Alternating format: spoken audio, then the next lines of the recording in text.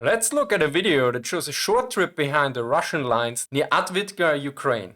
The video was shared by the Telegram channel Russia No Context. Sadly, I have no further information about its origin. It is quite interesting because it shows a lot of destroyed vehicles, soldiers moving back from the front lines and various other details. In this video, we will look at various vehicles that you can see.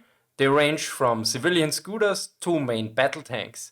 In total, I counted 52 vehicles, of which 16 were armored fighting vehicles, so about 1/3. I also asked a Ukraine veteran for comments on various questions that popped up. Finally, we take a short look at the statistical data of the destroyed vehicles, for which the veteran provides additional context.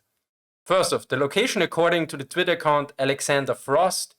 The video starts at the Avdiivka coke plant that ends in a rural settlement called Geolocation, with a population of around 3,000 people by 2022 estimates. The yellow line indicates the areas Alexander Frost determined by geolocation. So if that is correct, we have a short beginning and end, whereas the main part of the video seems to be in the center between the starting and end point. Note that the area is located where the Russian progressed in January to April 2024, so a lot of fighting was going on. The whole distance is about 12 to 13 kilometers, whereas about half of the distance is edited out. The video footage is 3 minutes and 50 seconds. I did some basic calculations that would mean the vehicle drove with about 100 kilometers per hour or 60 miles per hour. But the video contains many portions which are sped up, so a speed of about 65 kilometers per hour or 40 miles per hour on average is probably more likely. The vehicle that is driving is likely a civilian ATV, all-terrain vehicle, and it has some device with an antenna mounted on the front. This could be some radio or also a drone jammer. The driver seemed to know the route well and at least once pointed out something. He likely did it more often, but it was not caught on camera. So let us look now at the chronological appearance of vehicles. The first vehicle we see is a Lua Set 969M. It entered production in 1979 and was a replacement for the Lua Set 969 that was produced since 1966. It is about 3.3 meters long, that is about 10 feet. It is a rare vehicle. In the background you can see likely the only civilian in this video driving with a bike. Note that this is part of the Avdiivka coke plant.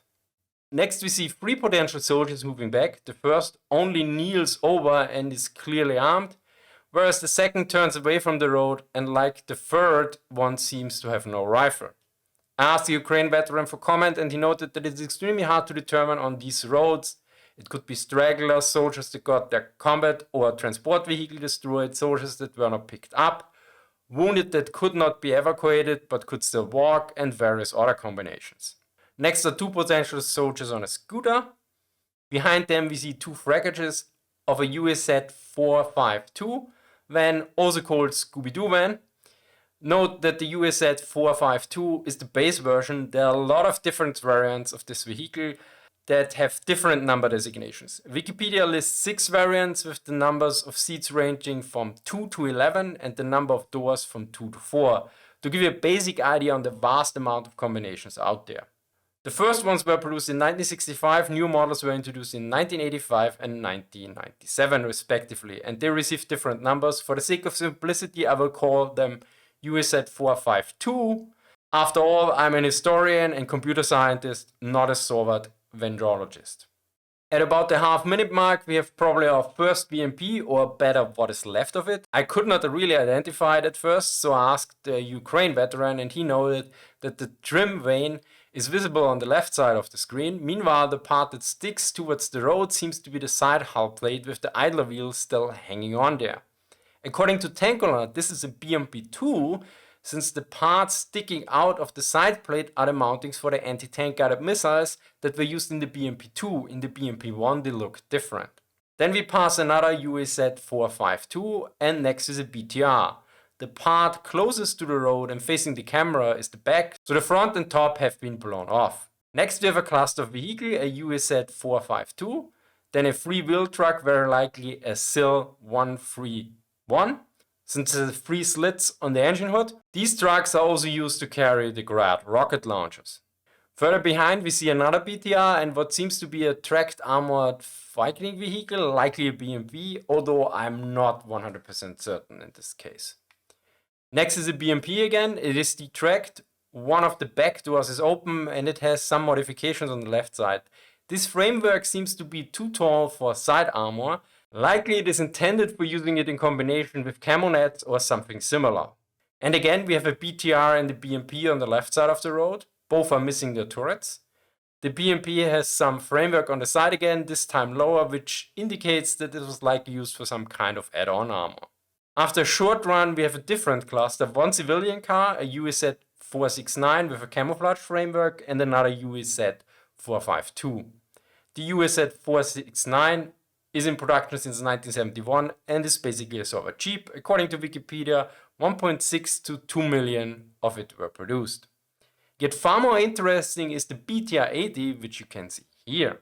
Notice it has overhead protection, commonly called cope cage, but there's more. There's additional armor on the side that looks like Slat Armor, that is armor specifically used to defeat RPG and similar warheads by destroying their fuses. Furthermore, it seems that additional plates were added as well. Between the wheels, there are usually 2 footholds and the side armor would be sloped.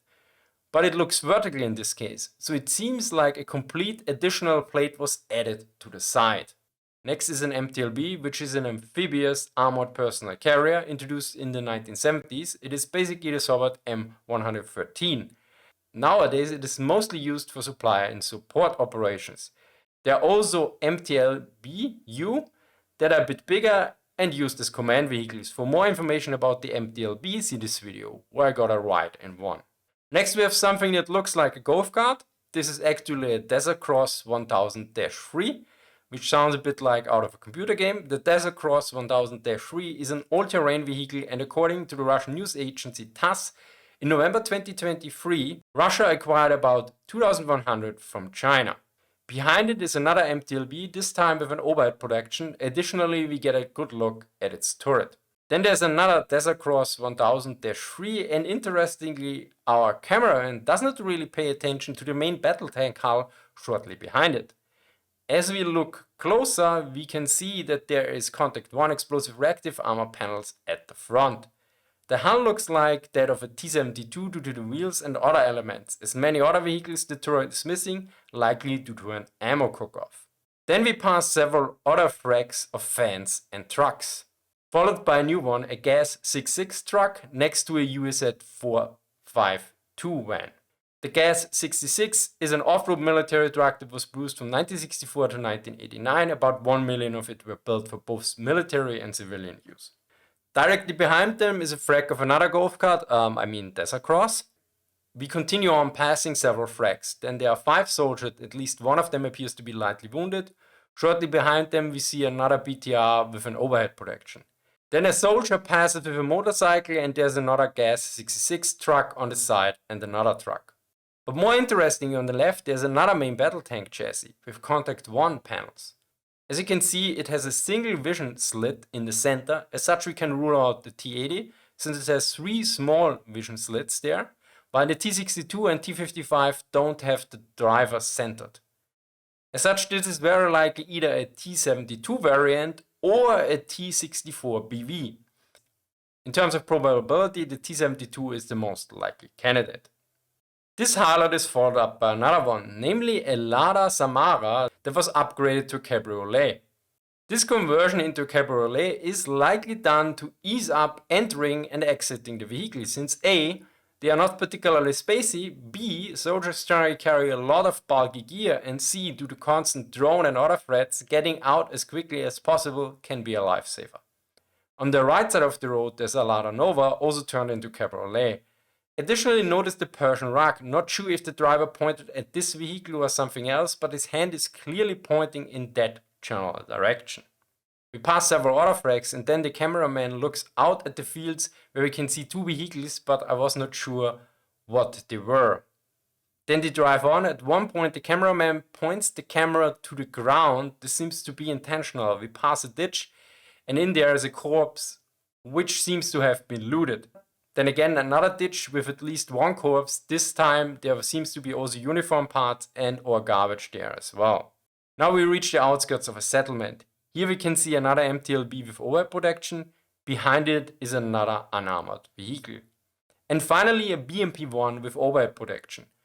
It is one of the few armored vehicles we saw that still has the turret attached. The tracks also seem to be fine. I also showed the Ukraine veteran the video and asked him if this looks similar to what he has seen in Ukraine. He answered that it's similar, although this is a particularly heavy cluttered road. He stated that about 50% of that amount is normal. Of course, he also added that this video was edited as well, yet it clearly did not look like something out of the ordinary. My reviewer Andrew made an important point here. He noted that it makes sense that this area is so cluttered, since this area was a battleground for months. There was combat along various axes in this region.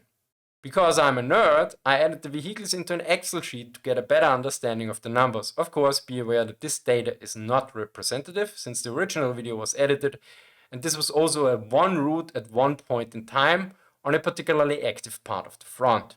The first aspect of interest is that there are almost no damaged vehicles, so vehicles are either operational or totally destroyed.